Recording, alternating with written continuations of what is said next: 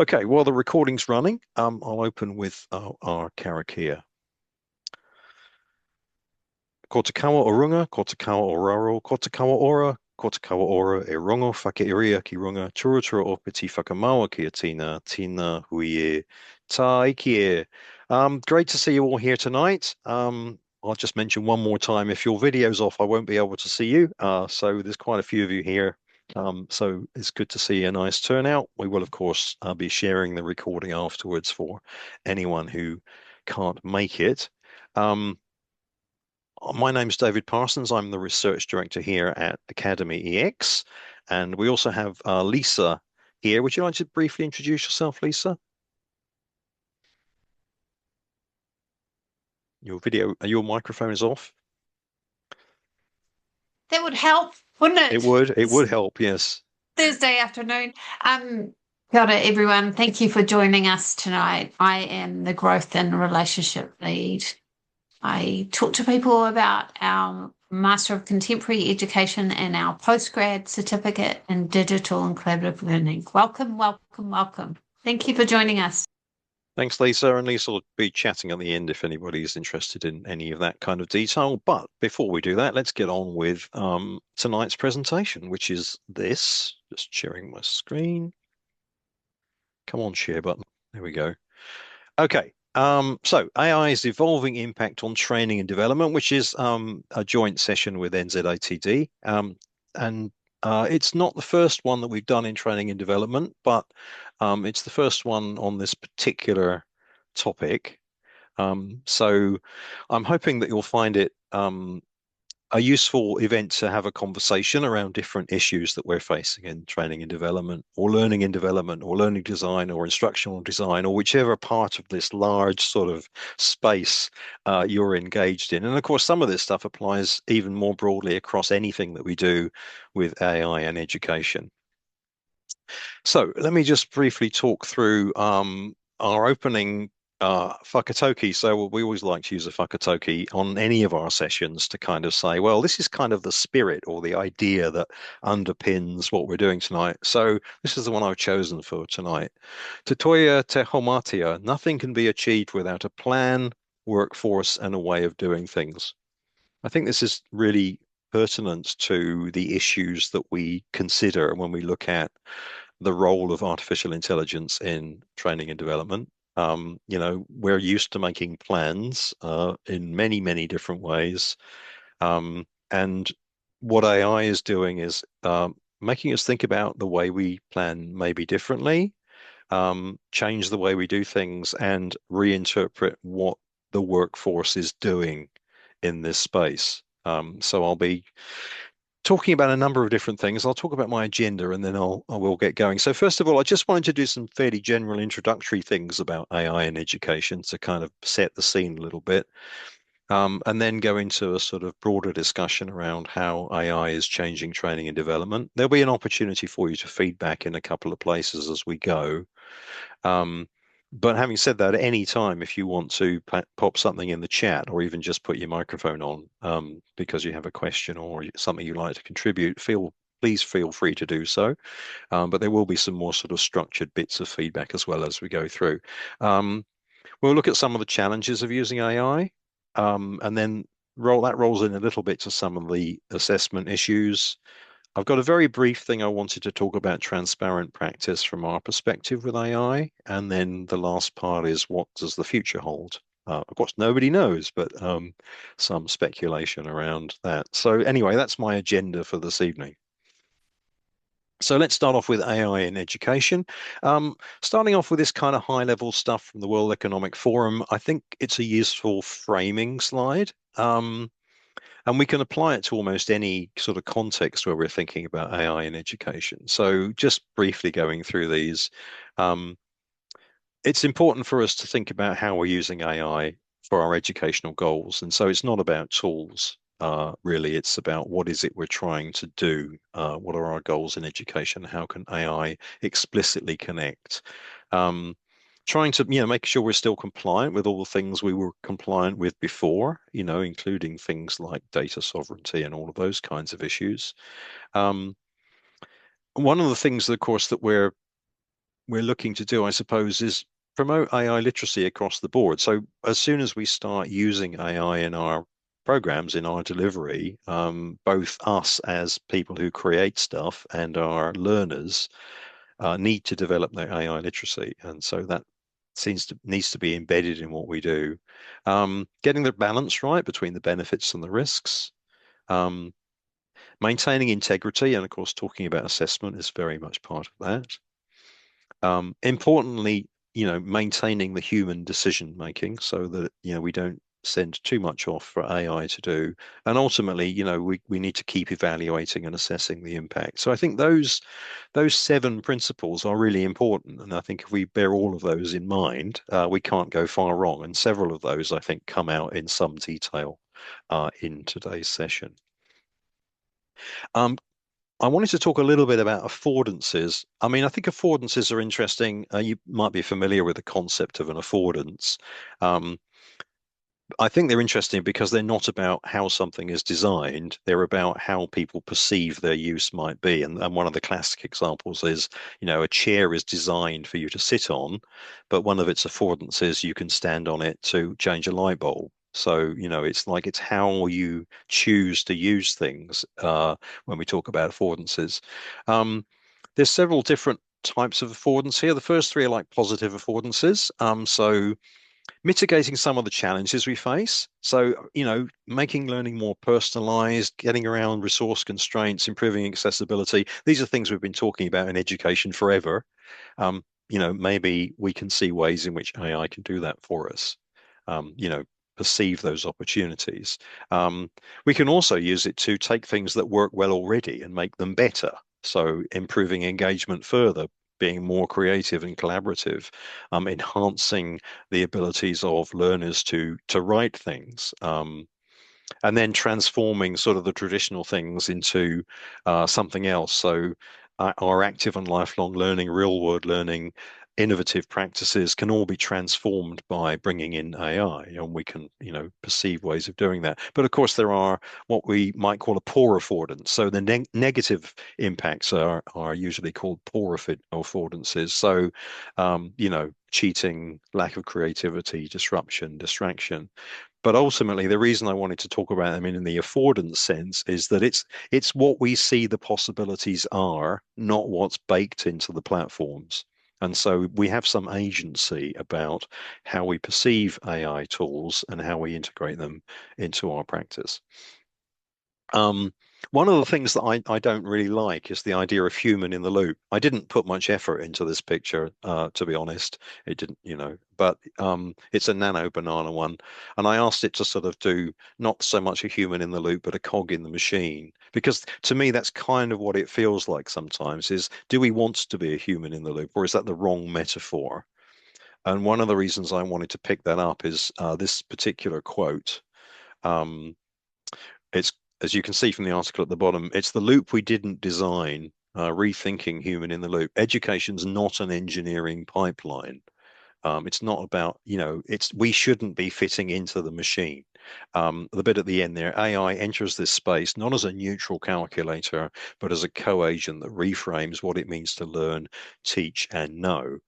So I try to avoid the human in the loop metaphor and think about more about as human as orchestrator or human as having oversight. And I'll maybe pick up on some of that as we go through. But I try and avoid talking about human in the loop because I'm not sure it's what we want.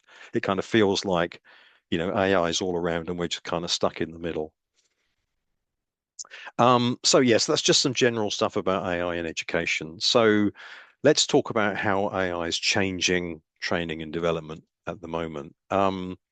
So this article talks about some of the things that it means for the learning designer. And I've just highlighted in bold kind of the key things, and I'm sure that none of these will look surprising to you.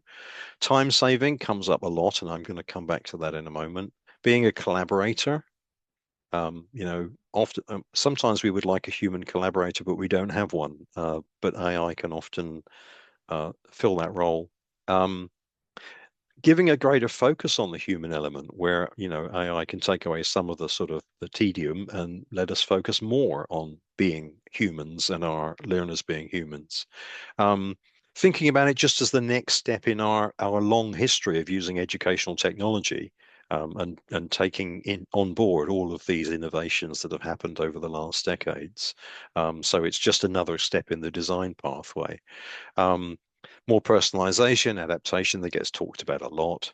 Um, Impacts on assessment, of course, thinking about different ways of assessing, and changing the role so that we become more sort of consultants to our stakeholders, in different teaching and learning contexts. So, moving more in that human space, maybe as we spend less time in the space where AI can do things. So I'm sure you won't be surprised by some of the suggestions in that particular article.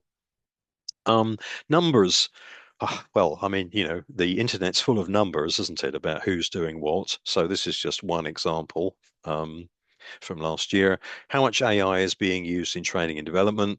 Well, according to this report, 80% of instructional designers use AI in various ways. And then there's a list there of the most frequent uses.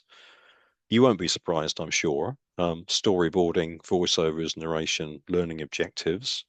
Less frequent uses, analyzing learning or performance data, developing simulations, managing projects. Um, the first ones are easier, right? I mean, the ones at the top are pretty straightforward. They're pretty obvious. Whether they're a good thing or not, I don't know. I mean, for example, creating voiceovers and narration, is that a good use of AI?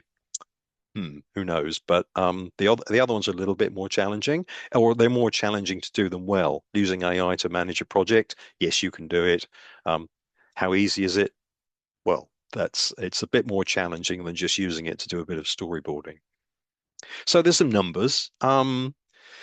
Here's some more numbers that are kind of in the same sort of space. And but what's I think important about this one is it's really about this idea that speed came up as one of the things, and often that's what people talk about. And if you see stuff about productivity, it's like, oh, people can do stuff faster. Faster isn't necessarily better, of course.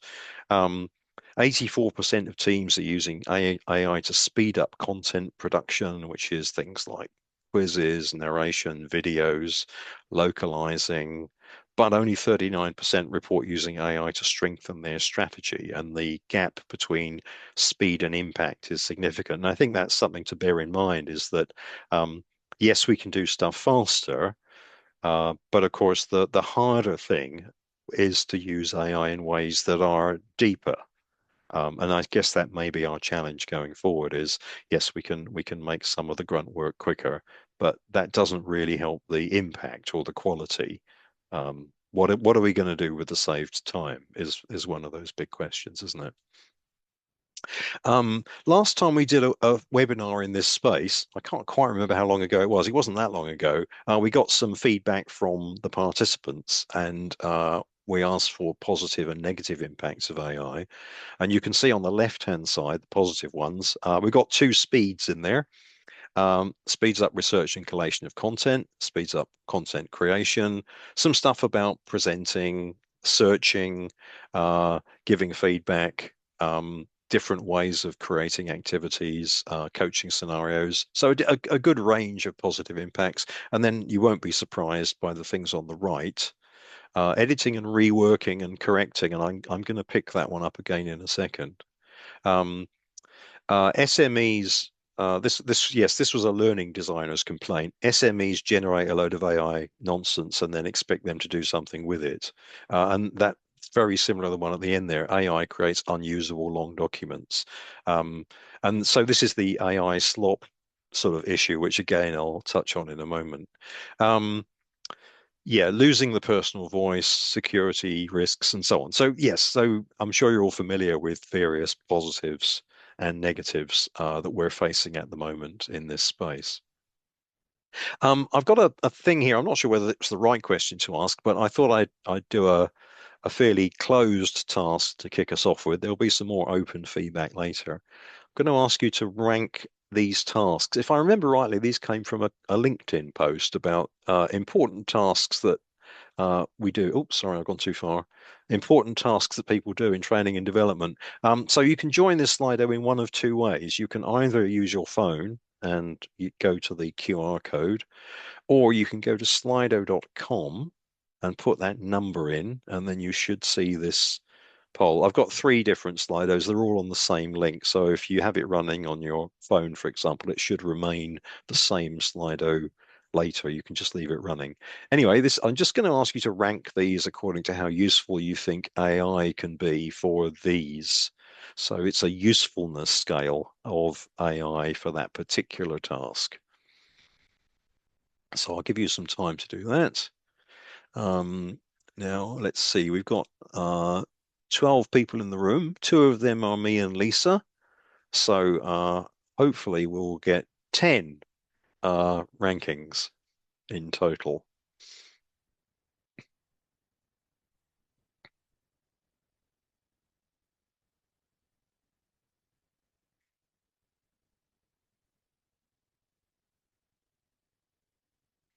And at some point, we'll see some results as and when you finish doing the ranking. I know it takes a bit of time to do this ranking, so I'm not expecting it to happen instantaneously.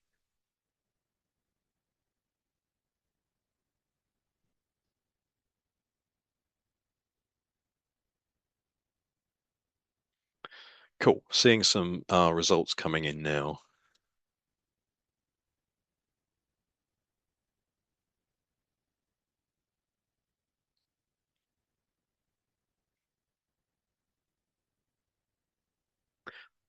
That's fine, Joanna.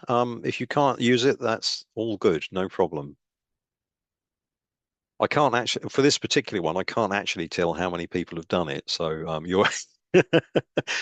you're you're quite safe with that. Uh, no problem. I can see at the top, that things are still happening. So I'm just going to wait until it stops saying at the top of the screen that ranking is taking place.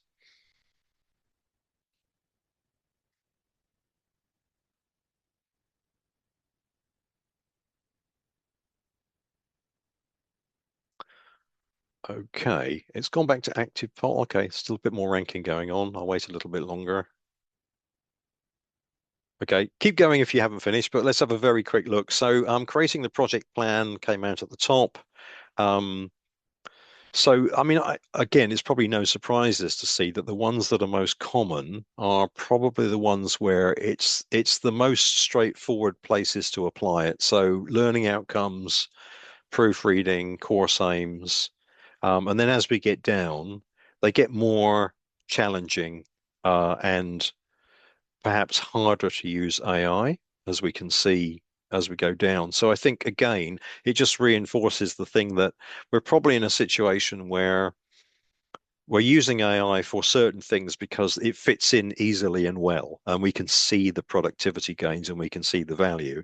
But there are some other areas which are harder to, where you'd have to put more investment into the AI to really make it work. And then you're probably asking yourself, am I getting an ROI because I'm having to do an awful lot of work with the AI to do these things, like conducting user research, for example? Like, how would I use AI to set all that up? I could do it. I could set up my AI agents, but really, is it worth it? I think it's those kinds of big questions that we probably face when we get beyond these fairly straightforward tasks, which we can probably immediately say, I know how to use AI to do that.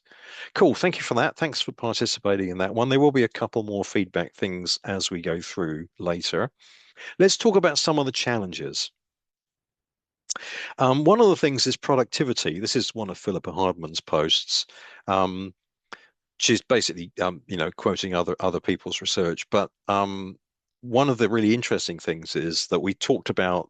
Lots of people think it's faster. They see that there's speed. But one of the things that came up in some of the feedback before was there's that rework element.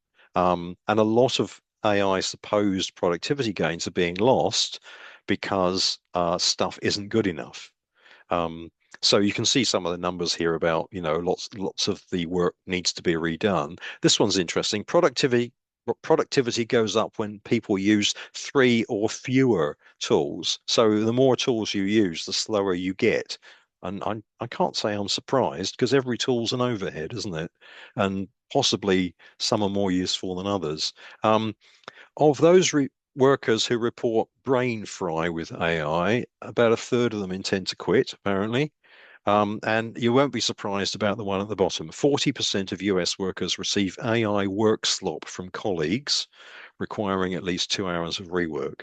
I'm absolutely certain that nobody in this meeting sends AI slop to your colleagues, but maybe you receive it from them.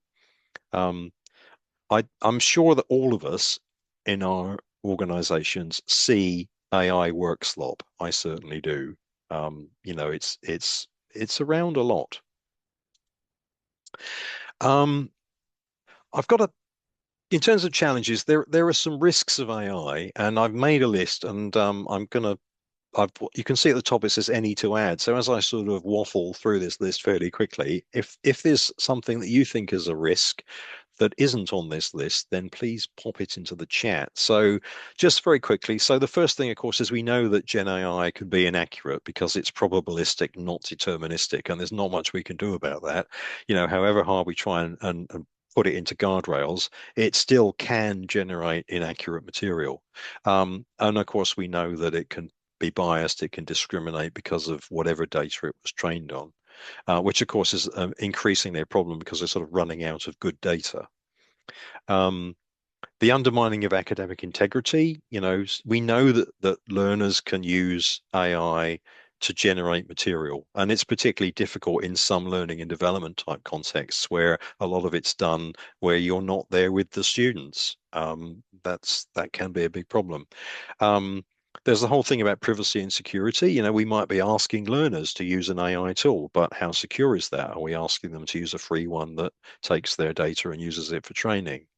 Um, there's, there's the sustainability and environmental issues that are quite strongly highlighted at the moment about the resources that get used. And on the one hand, if we're using resources for useful helpful things, that's one thing, but if we're using it for sort of work slop and dumb pictures and yet another infographic that nobody reads, maybe that's not so great. um, Obviously, we don't want to diminish the role of humans, but that's a risk. And of course, we know that people will use AI unethically in a number of different ways. So these are all risks that in different ways might impinge on our sort of space of training and development.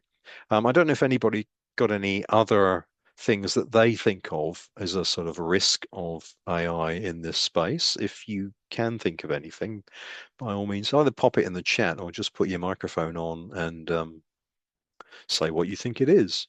Or have I successfully given a fully comprehensive list of all of the risks of AI in training and development?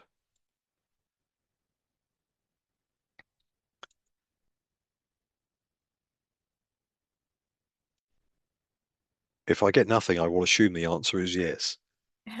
I might add, just on the undermining academic integrity, what we see as well is if there are people in our workplace that are not really adopters, if their spidey sense picks up any AI, or if we are transparent about our use of AI, it will be really demotivating and they'll basically shut off from Hmm. the learning. So it's Yes. kind of real tricky because there are, unfortunately, so people that, yeah, if they see anything, it's just a straight no. Yeah. Um, Thanks. so Sorry, that's the risk. I can't see who you are, Oh, that's unfortunately, because I'm I think Ali your Price. video's off. Okay, Ali, cool. I haven't Thanks. got my No, video that's on, fine. but that's my voice. Yeah. Yeah, thank you for contribution. That's great. Thank you for that. And I see that Alex, you're putting down the decreasing the overall quality of writing. Yeah. As what, obviously the more people use AI to write for them, the less likely they are to be writing well. So yeah, that's definitely a challenge.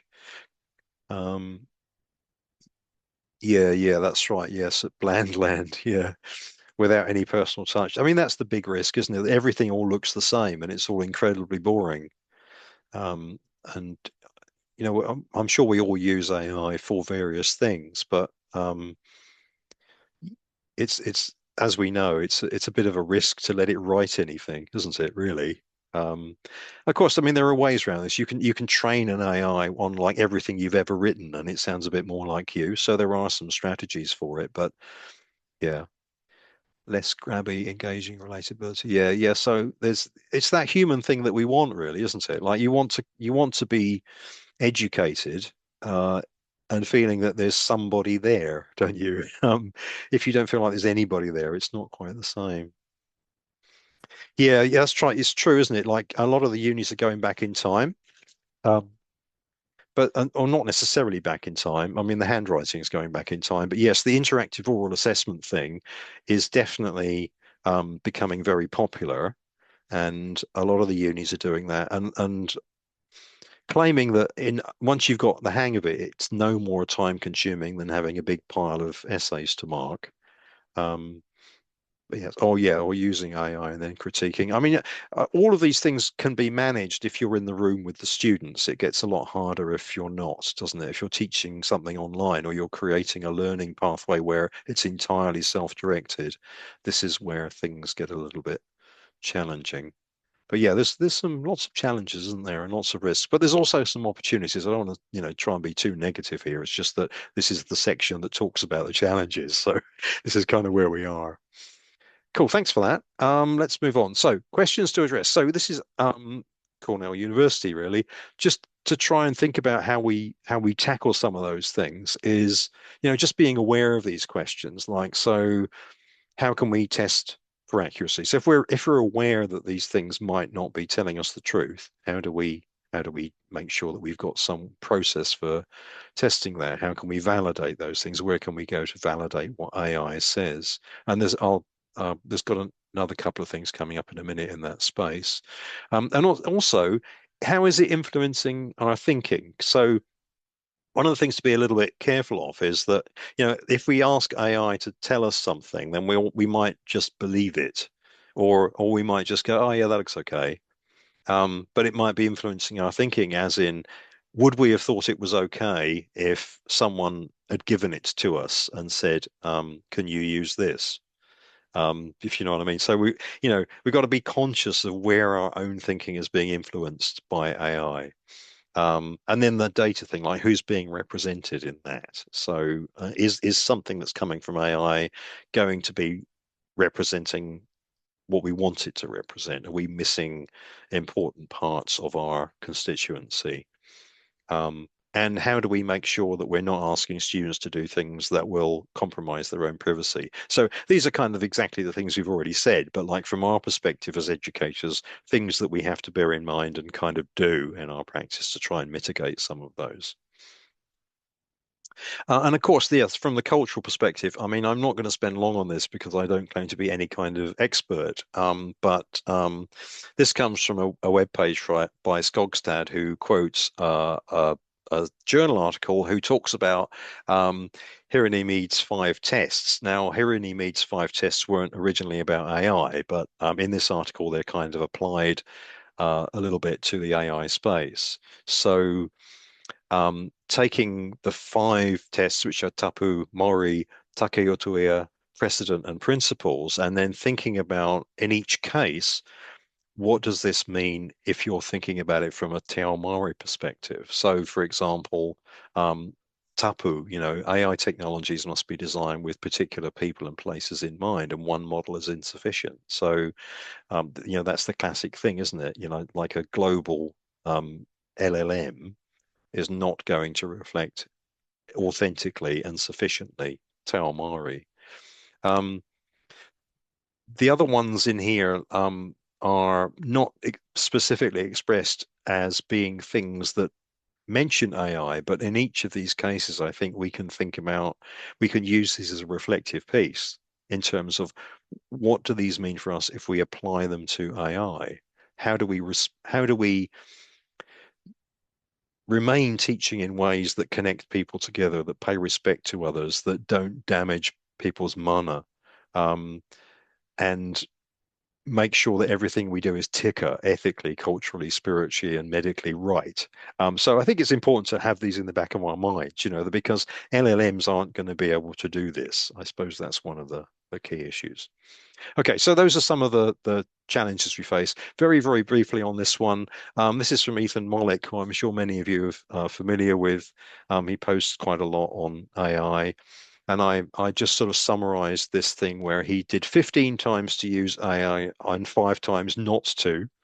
I won't spend much time on the 15, but just kind of skim through quickly. But you'll see that these are very straightforward ways in which you might see the value of AI. So when you're processing quantity, when you know whether it's good or bad, when you're summarizing, translating, you want something to just nudge you to get you moving forward, where AI is better than the best available human, like you might prefer to have your trusted colleague, but they're not in the office, so we'll use AI instead. Um, where you know the big picture, but you just want a little bit of context or detail, where you need some variance so you can choose between options, so it can give you some different perspectives. Where you know it's good, like coding. We now know that AI is good at coding. There's some other things it's not so good at, but if we know it's good at it, good time to use it. Um, giving it a first pass view of some possible personas that might give it a hard time. AI is great at being a critical friend if you prompt it that way.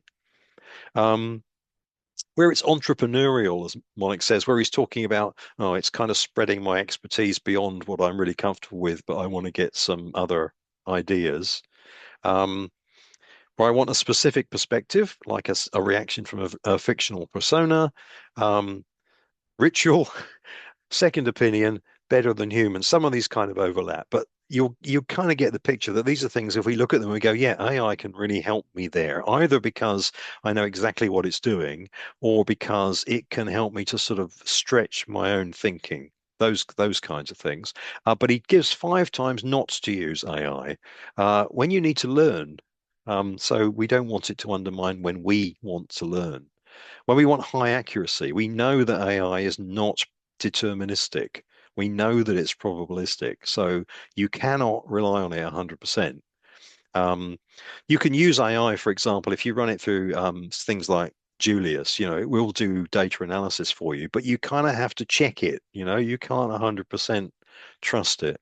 Um, when you don't understand the failure mode. So if we don't know where and when it might go wrong, then it's not a good time to use AI, where the effort is the point, where the whole point of this is to make an effort and work through something. And the last one he says is when AI is bad. And he says it's really hard to specify this, but we do know that AI is bad, right? So just this afternoon, I did the classic one. How many R's in boysenberry? This is ChatGPT 5.5, whatever, latest model that I pay for. There are 3 R's in boysenberry. It's a classic, AI can't do it problem. And what he kind of says is, of course, there's going to be others, right? We know that it can't count.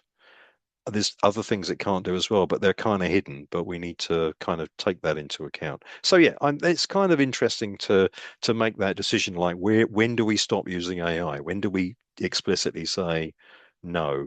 And yes, Joanne, absolutely. You still need to apply judgment even to the ones where we are using AI, for sure. And then there's other times when we don't want to use AI at all. So anyway, that's Ethan Mollick's perspective. This is from Philippa Hardman, talking about things that we can usefully do. So a few tips that I think are quite helpful. Um, if you've been using AI, as you probably know, it gets a bit sort of tangled up with itself sometimes. And so if you go back to an existing chat, it kind of starts maybe going around in circles or it won't move on. So check AI's work in a new chat without a memory of the previous one. That can be good at kind of getting it started again. Verify one specific claim, not using AI. So if you've got used AI to generate some stuff, just go and check something. It might be a statistic, a name, or a date. Just go and make sure. It's like, just try one thing just to see whether it is in fact lying to you.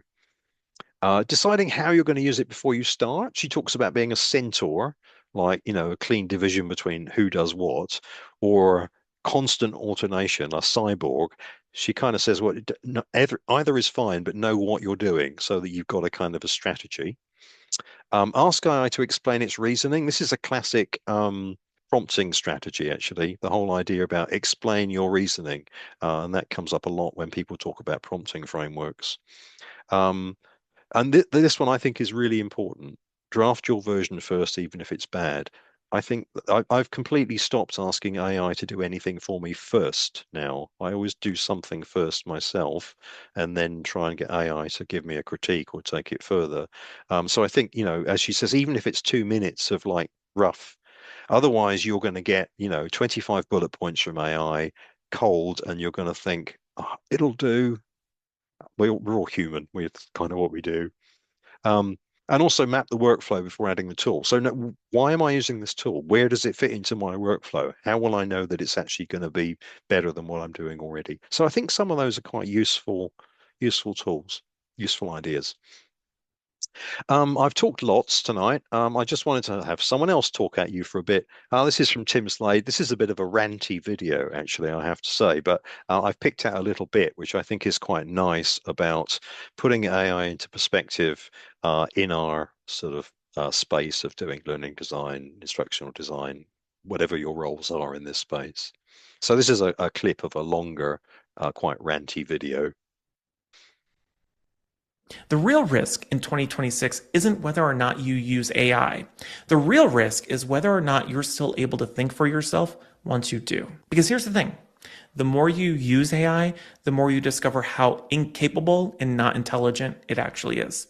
The more you research AI, the more you discover how detrimental it is to your critical thinking, to your creative thinking, and your mental health. And the more you learn about AI, the more you see how horrible it is for the environment and how much of it is actually built and trained off the backs and intellectual property of real-world writers, artists, and creators without their consent or compensation. AI can't think critically. AI can't think creatively. AI can't decide what should or shouldn't be built. And it definitely can't explain or defend a learning solution in a room full of stakeholders. The truth is, AI doesn't really make you more capable. It just makes you louder. It's like a magnifying glass for whatever skills you do or don't have. If you're not a strong instructional designer, all AI is going to do is just help you produce more crap learning content faster. And you know what? If you're a strong instructional designer, one who can think critically and creatively, then AI can be a super powerful tool by helping you extend your existing abilities. But literally none of that is possible if you can't think for yourself and if you don't have skills, ideas, and creativity of your own to bring to the table first. Okay, so hopefully that's sort of vaguely encouraging. Okay, so just briefly, I'm looking at the time. I haven't got too much more to get through, so I just wanted to talk a little bit about assessment. Because I don't really have any answers here, but I'm interested to know what you think. Thanks, Joanna. You put in ask the model to ask you questions before it does a task. Yes, a good one, a good tip there for sure. So this is. I could have picked pretty much any article to say something like this, but the problem is that generative AI can produce stuff that's passable quality for learners, like in an assessment. So we have to address the nature of assessment so that we can find some ways around this. And there's lots of people who give strategies. There are so many things that AI can do. This is the really obvious one. I got this off Facebook, but I'm sure you've seen many of things like this before. Oh, hang on. Sorry, I need to put the sound on the Facebook. Let's go back to the beginning. Make it bigger. Try this. This will change online education forever. I found an AI tool that can complete any assignment instead of you and pass it with flying colors. First, download Comet. Comet is a free AI-powered browser by Perplexity. Next, install it. Now, go to Udemy, Coursera, your college or university platform. It doesn't matter. Find any quiz or test you are stuck on. Then, click the assistant button at the top right corner. A sidebar appears. Here, I'll ask the AI agent to complete the quiz for me. Now, the AI takes control and tries to do what I asked. And as you can see, the test is being completed live in front of you. I did it. Or actually, Comet did it. Nice, right? Do you think that online education is now cooked? Let me know in the comments below. Follow for more AI tips. From the Right. great sweeping curve. Quite sure where that comes from. Right. So, and of course, we've all seen this, right? This whole thing about, the internet is full of people saying how you can use AI to avoid doing any work. And, I don't know what do we do about that? And of course, it's not just multiple choice. I mean, there's some great videos from University of Sydney where they show people, for example, doing an online interactive oral assessment and then cheating entirely with AI while they're doing it. There's so many things that AI can do. So yes, it is a huge risk to quality assurance practices, absolutely. So yeah, we face this real big problem, and of course, one of the problems is that the solutions that people come up with, a bit like was mentioned earlier about what universities are doing, going back to like face to face and whatever. Danny Liu and Andrew Bridgman at Sydney talk about the two-lane approach. So like lane two is assessment as learning, where kind of like people can use AI, and then you have to have an assessment of learning which in some way is secure. But I mean, it's easy to say that if you are in a position to run a secure assessment, which you might not. You're absolutely right, Joanna, that information plus quizzes is not good. So yes, but there's plenty of other things where AI can sort of undermine the credibility. Some people talk about layered assessment, and it's just one of many examples where, you know, you have different parts of an assessment that use different things. And so if you stick all of this one's just sort of, authorship, authenticity, assurance, and surprise, surprise, it's the oral defense again. And what this basically comes out is what they call the Swiss cheese assessment, which is if you a multi-layered approach is multiple ways of addressing cheating. It's sad they don't talk about learning, but they talk about cheating, where the holes don't necessarily line up. But of course, eventually the holes do line up. So I'm not sure that there are any sort of answers here. And sadly, I don't have any good answers either. So I've got another question for you, which is this one. How do you hope to address challenges to assessment authenticity in your own context? So this is another Slido. It should be the same number. So if you've already got the Slido open, it should have switched over to this question. So this is an open question. So you can just type in whenever you like. I'd be fascinated to know what your own thoughts are in this space.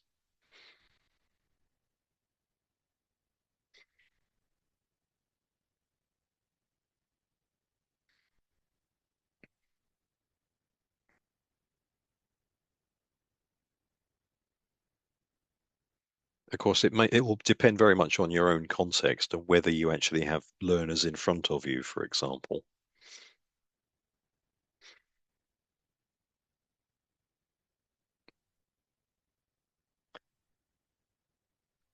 Yeah, I mean, it's the formative assessment, task practice, and feedback. It's great if you can find the context and the structure within which to do it, isn't it? So you want that task practice and feedback to be visible in a way that you know that the person is doing that, which is sometimes a challenge depending on the context. Most of what we do at Academy EX is online, and so it's quite difficult to really get a handle on exactly what's going on in the assessments. Yes, AI simulations, that's true. Yes. Yes. That is a good point. If you can set up an online secure simulation for assessment, that would definitely help. Hopefully we'll get some things through on the Slido in a second, but the feedback in the chat from Joanna is very helpful. Thank you. I appreciate this is a long answer question, so it does take a bit of time to A, think about it, and B, type it in, particularly if you type as badly as I do.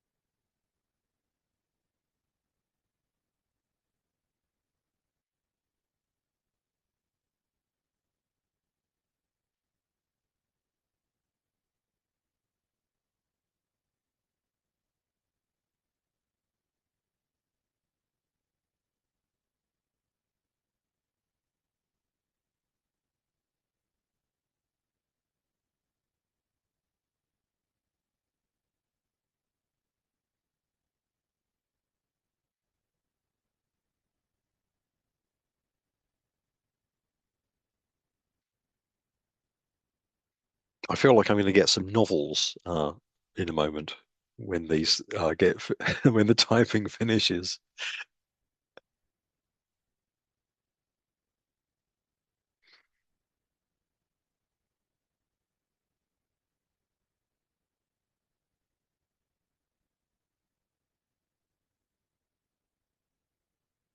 I'm now getting anxious about the fact that I haven't seen anything appear.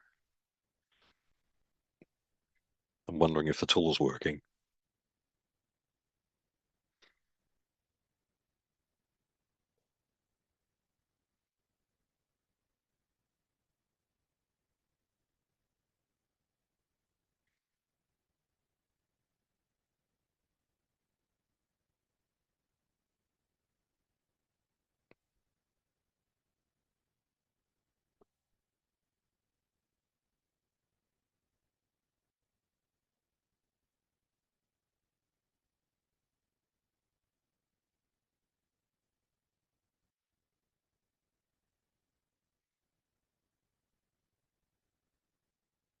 Hmm.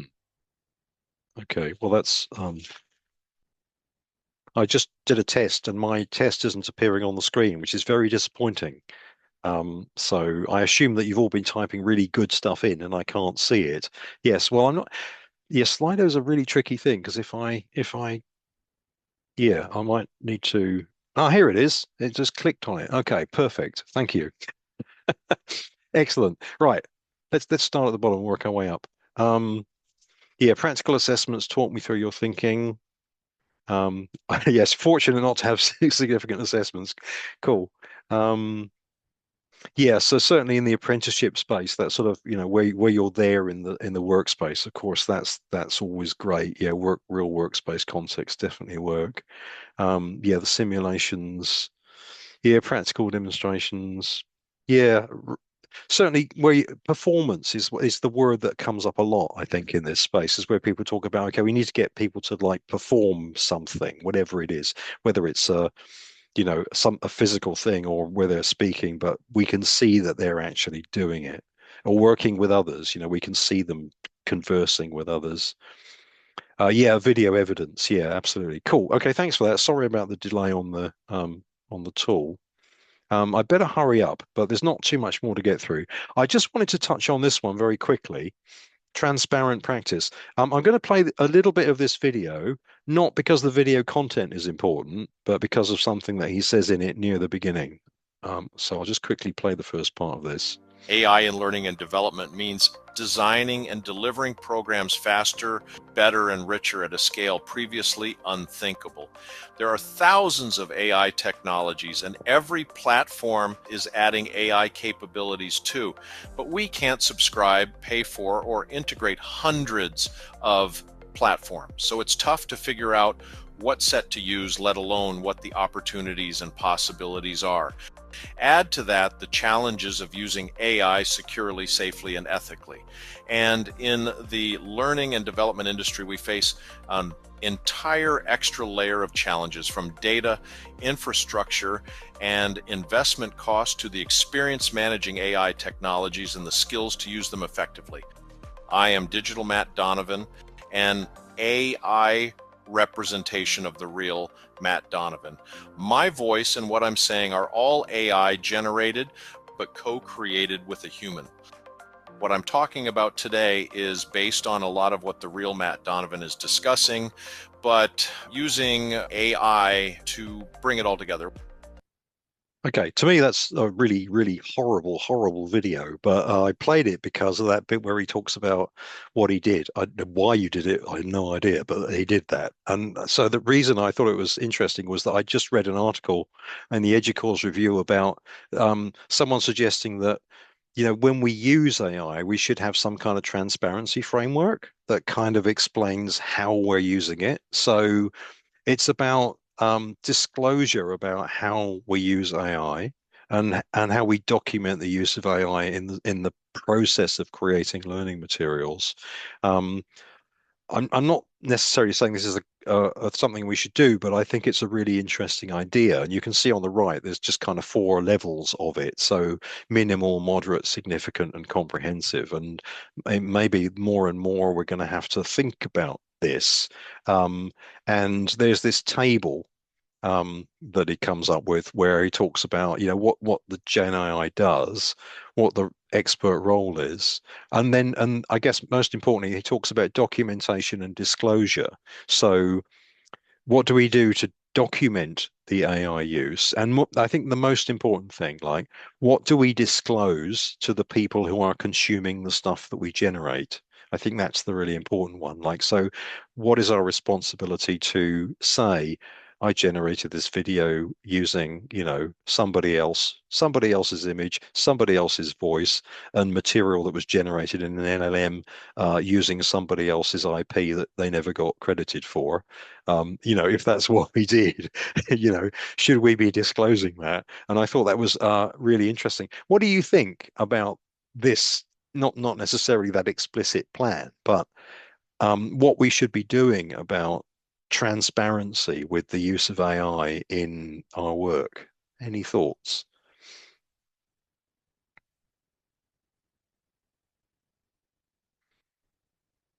Should we have a disclosure and documentation process that says this is what we did, both internally and externally? Any thoughts? Disclose? Okay. Thanks, Kira. Any other responses? I mean, we could just leave it there as something to think about, right? Because I think I only really started thinking about it today. Yeah, so it seems like the general consensus coming through in the chat is disclosure. Um, yeah, I mean, it may be that humans check, Donna, but it's if it's made by AI, then shouldn't we be saying we made this with AI, or we didn't, you know?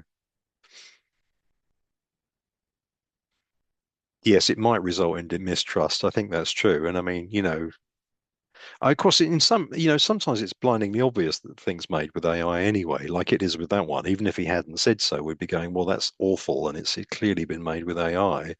But yeah. Anyway, no, thanks for that. I'll move on, but I just thought it was an interesting thing to consider, and it might be a more and more important thing to consider as we go forward. Yeah, thanks, Sarah. I'll be wrapping up soon, but no problem if you need to go. I've got one more quick section. What does the future hold? Um, I might skip this one, and we can maybe just pick it up at the end. One of the things is, is AI going to do everything on its own? I got this uh, from an article. I'm not sure the article's that brilliant, but I think it was interesting to see this provocation. So on the left-hand side, you got kind of what we do normally, if you like, in instructional design, analysis, design, development, implementation, evaluation. And then if we use AI to assist us, which many of us are doing, we might be using AI in different places to help us. But on the right-hand side, we've got autonomous intelligence where AI does analysis, curation, generation, response, and evaluation all on its own. And so I guess that's one of the sort of elephants in the room, isn't it? Is ultimately, is AI going to just generate stuff on its own? Um, Hopefully not, but people are thinking about what is going to happen. Um, So I was just looking at the chat. Thanks. Yeah, so again, another Philippa Hardman one. She talks about data, like the starting bits, that's AI's job. And the doing is also AI's job. And ultimately, the person's job is deciding about whether we're doing the right thing. Is what the AI has done any good? Is the assessment any good? Will it actually do anything useful? And so, just jumping back to the other slide, she's kind of saying that all of this bit might become this, and it's really sort of in the overarching thing, that whole thing about we're not in the loop, but we're the orchestrating part, we're the managing part of this. So something to consider whether that's in fact where we're going. Um, and she talks about how human is the judgment. So, AI can do the routine procedural judgment, but we hopefully will still do the domain expert. Is this pedagogically sound? Does this align to the objective? And professional judgment. Should this exist at all? Is this what the customer actually wants?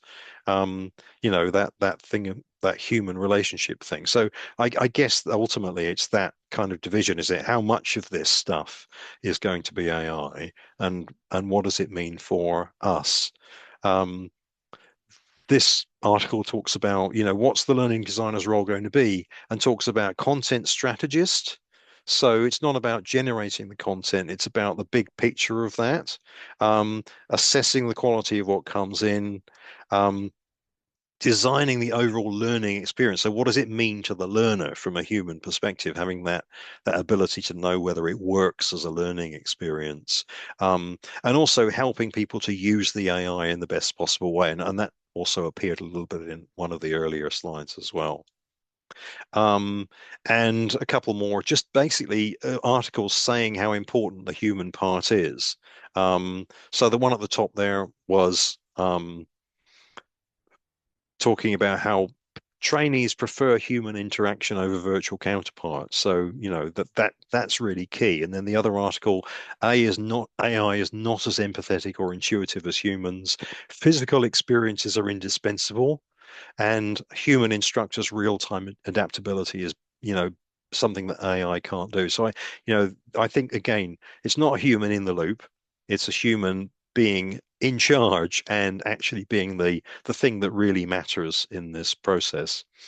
That's it from me. I've got 1 minute, Lisa, for you to very briefly talk about the Mind Lab and Academy X and our wonderful program. So maybe you can just sort of run through this quickly before I close this off. Super quickly. Thank you. Thank you. Thank you. We Academy X do quite a range of programs, the Mind Lab, including our postgrad certificate in digital and collaborative learning, which is contemporary skills, but just as much changing the pedagogy, the way you teach, leadership and collaboration.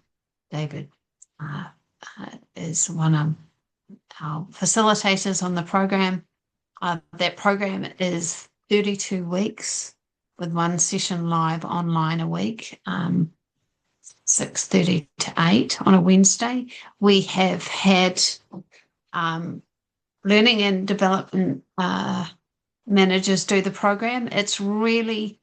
The program initially was started with primary and secondary.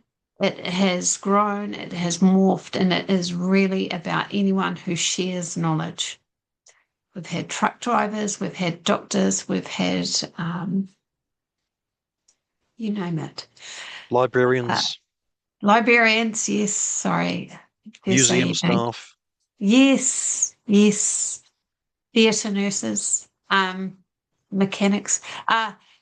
So it's about the sharing of knowledge. We are really non-traditional and really, really practical. So it's applied on your practice and the end assessments and innovation on your practice. So if you want to go on the AI journey, all your assessments can be on that, but it doesn't have to be.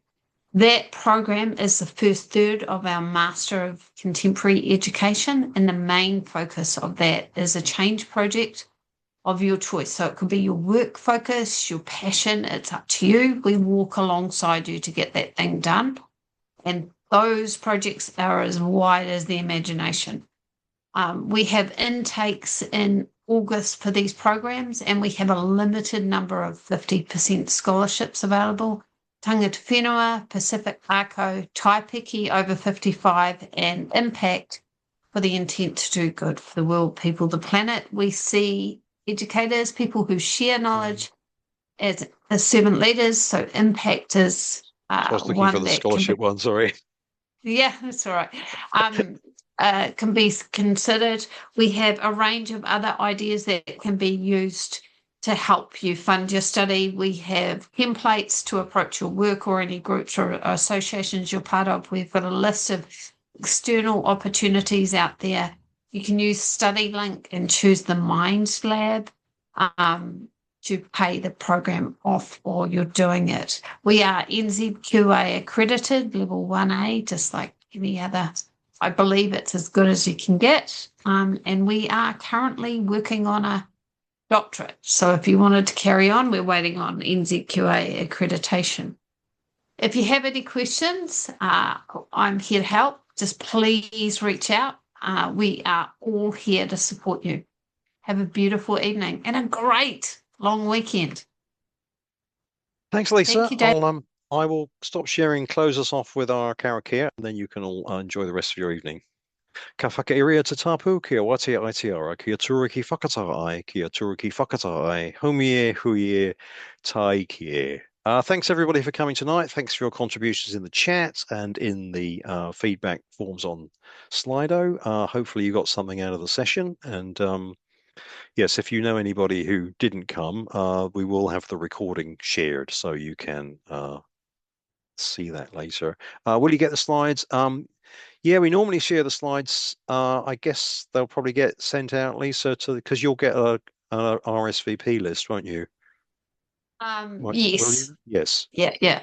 And I'll share with Donna as well. Yeah. Okay. So yes, good. Yes, of course. So she can distribute through NZATD. But yes, we will share the slides and we'll share the video. Okay. Ka kite.